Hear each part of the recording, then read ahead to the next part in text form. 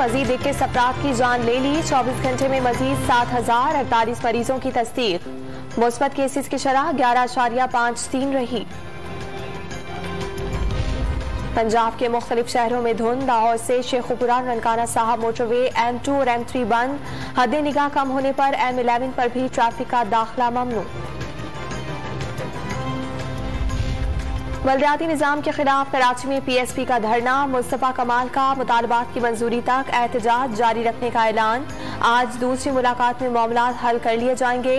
वजीर बल्दियात सिंध नासिर शाह की यकीन दहानी। 140 ममालिक का दौरा करके पाकिस्तान आने वाला जापानी कराची में रास्ता भटक गया। औरंगी टाउन पहुंचने पर पुलिस ने हिफाजत तहवील में लेकर फॉरनर सिक्योरिटी सेल के हवाले कर दिया। पंजाब में खवातीन पर तशद्दुद के वाकयात में इजाफा। साल 2021 के दौरान खवातीन पर तशद्दुद के 25,000 से जायद केसेस रिपोर्ट।